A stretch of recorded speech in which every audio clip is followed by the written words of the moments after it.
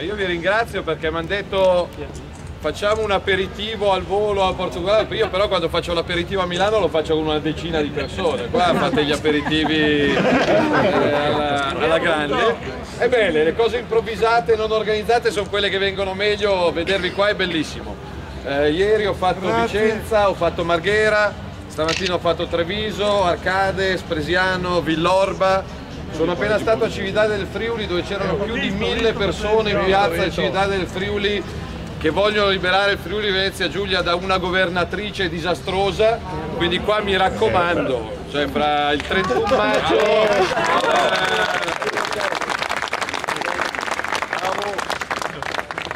c'è da scegliere se proseguire con quello che hanno fatto Zai e la Lega negli scorsi 5 anni e si tocca con mano. Io dico da europarlamentare che la sanità del Veneto è studiata e invidiata non in Italia ma in Europa, cioè vengono dall'Europa a studiare il modello della sanità del Veneto.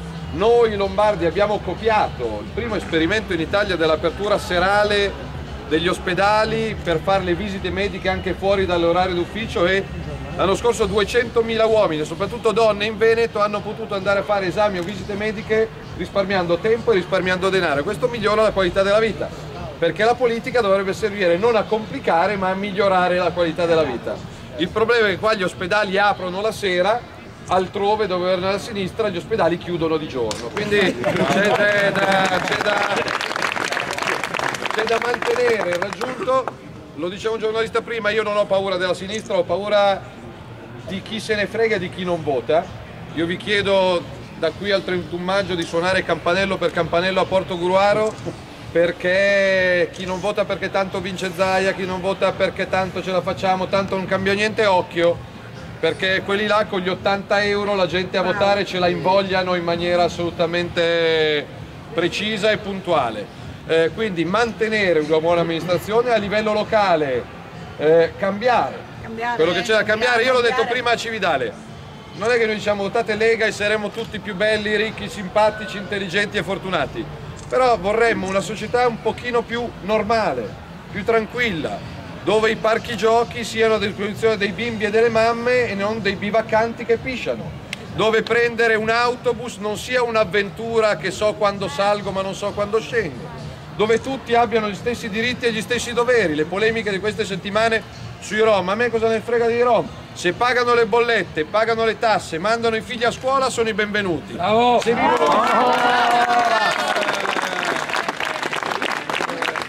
non ce lo possiamo più permettere. Ieri anche 2 sindaci del PD, meglio tardi che mai, si sono ribellati all'arrivo di immigrati in paese, a Vigo d'Arzere e a Casier.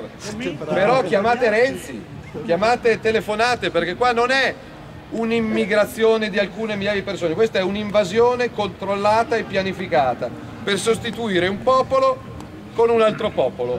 Gli italiani non sono più messi in condizioni di far figli perché hanno un futuro a tempo determinato, precari, cooperative, 4 euro all'ora, eccetera, eccetera. L'anno scorso gli italiani hanno fatto i figli che facemmo nel 70, quindi siamo tornati indietro di 45 anni e secondo la mentalità di qualcuno tu non fare figli, non preoccuparti, tanto io te lo porto di 25 anni, adulto, robusto e vaccinato, quindi non pensarci che ci penso io. Piccolo problema, un popolo che perde le radici, perde la storia, perde l'identità, perde la tradizione, è un popolo che non ha futuro. Quindi noi possiamo accogliere se chi viene qua rispetta le nostre regole, le nostre leggi, le nostre tradizioni, le nostre usanze. Non siamo noi a doverci integrare a chi sbarca, ma è chi sbarca a doversi integrare a quello che trova a Portogruaro.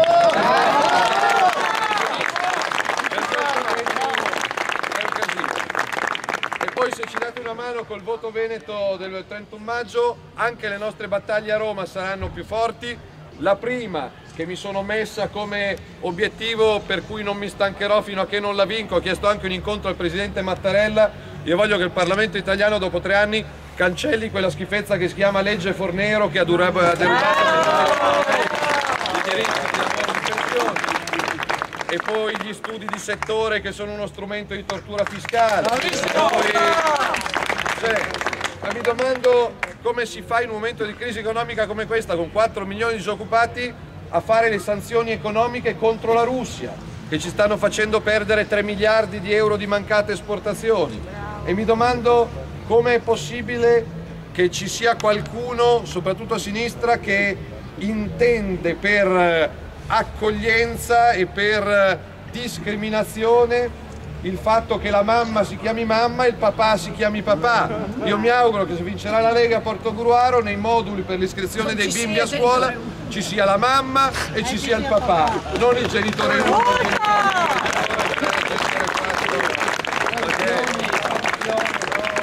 Perché ognuno a casa sua fa quello che vuole, non è compito dello Stato entrare in camera da letto, in cucina o in salotto, e quindi ognuno della sua vita fa quello che vuole. Sono disposto a ragionare di diritti e di doveri per tutti, però il matrimonio prevede la presenza di un uomo e una donna e un bambino viene adottato dove c'è una mamma e c'è un papà, perché il resto non è futuro ma è qualcosa di diverso. Quindi io sono convinto che ce la possiamo fare a rendere più normale un paese che non è normale, perché c'è ieri un vicequestore che è stato trasferito perché ha messo un mi piace su Facebook a un commento che non piaceva. C'è un Parlamento che libera spacciatori, rapinatori e delinquenti e rompere le palle ai poliziotti e ai carabinieri per un commento su Facebook. Io sto sempre e comunque con i poliziotti e con i carabinieri che difendono l'ordine pubblico e perché un po' di rispetto ci vuole. Poi se uno sbaglia e porta la divisa paga, anzi paga anche di più, perché se porti una divisa hai una responsabilità in più. Come il politico che ruba dovrebbe pagare il doppio rispetto al cittadino che ruba, perché dovrebbe avere una responsabilità in più. E qua io ho l'orgoglio di sostenere come governatore della regione una persona come Luca Zaia, che mai nella vita è stata sfiorata da mezza indagine. Li hanno portato via tutti, da destra a sinistra. Luca Zaia non è mai stato sfiorato da nulla, quindi una società normale. Dicono che noi della Lega soffiamo sul fuoco. No, io sono la persona più tranquilla del mondo. Vorrei che i miei figli andassero a giocare tranquillamente, vorrei che la sera per Portogruaro si passeggiasse tranquillamente, vorrei che si potesse trovare lavoro senza essere ricattati da false cooperative che non sono cooperative, che ti danno 3 euro all'ora per pagare meno tasse possibili. Un mondo normale, dove un benzinaio fa il benzinaio e non ho costretto a rispondere a fucilate a dei rapinatori che attentano alla vita di una persona, ma se lo deve fare non gli si fa un processo e non gli si rompono le palle, perché ha fatto qualcosa che qualunque persona normale avrebbe fatto. Quindi un mondo normale, semplice, pulito, decoroso, tranquillo. 31 maggio la differenza la fate voi. Io posso andare in televisione, domani sono a Belluno, poi vado a Santo Stefano di Cadore, vado a Longarone, mi collego con la Barbara D'Urso alle 2, non ho capito a dire che cosa, ma mi metterò. Lo decideremo domani. Ieri 2 ragazze di Vicenza, e quella la faccio vedere, 2 studentesse di 17 anni di Vicenza, mi hanno detto: posso regalarle una cosa? Ho detto sì, volentieri. Mi hanno regalato una ruspa di plastica. Domani magari facciamo sfilare su Canale 5 la ruspetta di plastica. Scherzi a parte, riprendiamoci le nostre città, che non sono più belle o più brutte di altre, dove però si deve stare tranquilli, lavorare, abitare. E secondo me, chiudo, il razzista vero è quello che importa centinaia di migliaia di esseri umani che sanno che non hanno futuro, non hanno casa, non hanno lavoro, e poi bisogna accogliere. Bisogna pagare. Avere un sindaco come lei a Portogruaro significa che se il prefetto un giorno dovesse chiamare dicendo: guarda che te ne mando 40, mettili in albergo, un sindaco eletto dai suoi cittadini, normale, di buon senso, fa una pernacchia e mette giù il telefono. Perché se mi ha chiamato ieri un sindaco, stanno sistemando l'hotel Terme Eugane in provincia di Padova, hotel termale, piscina, acqua 87 gradi, fangoterapia, TV color, aria condizionata. Io domando: ma è giusto, è normale, è equo, è morale spendere del denaro pubblico per mettere nel 3 stelle con piscina e acqua termale non 50 padovani in difficoltà, 50 genitori separati, 50 esodati, 50 artigiani che lo Stato sta facendo fallire? No, 50 che sbarcano domani mattina, che non sappiamo chi sono, che non sono profughi. Occhio, perché domani magari qualcuno di voi va a messa e c'è qualcuno di sinistra che gli fa la morale, ma siete cattivi perché bisogna aprire le porte dei profughi. Io, a parte il fatto che solo il 10% di queste persone alla fine è riconosciuta come rifugiato politico, però in un momento di crisi economica, io mi ricordo che quando andavo a catechismo mi insegnavano che bisognava aiutare il prossimo, però la parola prossimo nella lingua italiana significa colui che ti sta vicino. E io non capisco perché per certa sinistra e per certi vescovoni è chic aiutare chi arriva da 10.000 chilometri di distanza, mentre se ad aver bisogno, a crepare di fame, non avere a casa è il tuo vicino di Pianerottolo, chi se ne frega. Prima aiutiamo la gente che ci sta vicina e poi aiutiamo tutto il resto del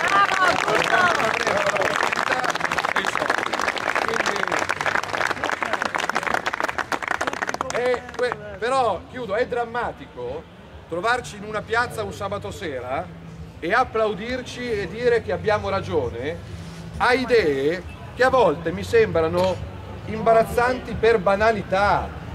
Perché dire che bisogna sostenere i poliziotti, che non si può far pagare l'IMU sulle case terremotate, che hanno depenalizzato il piccolo spaccio. Io ho 2 bimbi. Come fai a depenalizzare il piccolo spaccio? Cioè, se spacci poca droga è poca roba. A me se mio figlio danno poca o tanta droga, io mi incazzo come un bufalo. E quello lì o lo mettono in galera loro o lo vado a prendere per il collo io. In Italia pare che ci sia questa passione per far finta di niente. Ragazzi, no, noi a maggio riproveremo, quest'anno non ci siamo riusciti l'anno scorso, nell'ottica dell'ordine, della pulizia, della serietà, riproveremo a raccogliere 500.000 firme per arrivare al livello della decenza europea, per togliere dalle strade, ripulire, regolamentare e tassare la prostituzione, perché bisogna averle lungo le strade. Le case, riaprire le case! Si riaprono le case chiuse! Le case! Bravo, come in Germania! In Austria cosa fanno? Germania. In Austria cosa fanno? Non sono Porca la miseria! Non te ne filma, ti sono controllare, che dopo 42 anni di lavoro non sia un privilegio ma un diritto andare in pensione, è una cosa che dovrebbe essere normale in un paese normale. In Italia invece devi fare la battaglia perché sembra che dopo 42 anni di lavoro uno vuole andare in pensione perché non c'ha voglia di fare altro. Quindi mettiamo insieme una serie di normalità e Portogruaro torna a essere Portogruaro, il Veneto rimane l'eccellenza che è il Veneto e l'Italia con le sue incredibili diversità che stanno insieme, se vengono riconosciute e valorizzate, può andare avanti. Io vi aspetto, vi faccio l'in bocca al lupo, vi chiedo di bussare ai campanelli di quelli, è inutile cercare di fare cambiare idee di quelli che votano a sinistra, perché se uno vota per Renzi che al Veneto sta togliendo 240 milioni di euro e in cambio gli manda 3.000 immigrati, e allora sei tarato, vota a sinistra, fai quello che vuoi, non perdete tempo. Andiamo a bussare ai campanelli di quelli che è il 31 maggio, però c'è il ponte, però tanto si vince, però tanto non cambia niente, però tanto sono tutti ladri, però tanto non mi interessa. Occhio, perché la regione è quella che ti apre e ti chiude gli ospedali. Io vengo dal Friuli dove l'ospedale di Gemona con altri 3, Lucchetti non è più ospedale, quindi qua voi aprite gli ospedali anche la sera e là glieli chiudono e glieli sigillano, quindi non è una realtà lontanissima. E quindi in bocca al lupo, io ce la metterò tutta girando non solo il Veneto, da qui al 31 maggio sarò in Liguria, in Toscana, nelle Marche, io il 10 vado in Puglia a cercare di raccogliere anche la gente per bene che si sta, ma c'è anche al sud gente che ne ha le palle piene della mafia, della camorra, dell''ndrangheta, di quelle robe lì, quindi se mettiamo insieme la gente per bene secondo me ce la facciamo. E se avete voglia e tempo il 24 maggio sicuramente tornerò in Veneto, perché il 24 maggio del 1915 c'era qualche nonno o qualche bisnonno che combatteva su Piave dicendo non passa lo straniero. Oggi non solo lo straniero passa, ma lo andiamo a prendere a casa. E quindi siccome sono passati 100 anni e secondo me c'è qualche nonno che si rivolta nella tomba, noi simbolicamente, pacificamente, ma in maniera determinata, il 24 maggio, se volete vi aspetto, noi sul Piave ci torniamo a ripetere che non passa lo straniero. Grazie, viva la Lega! Grazie!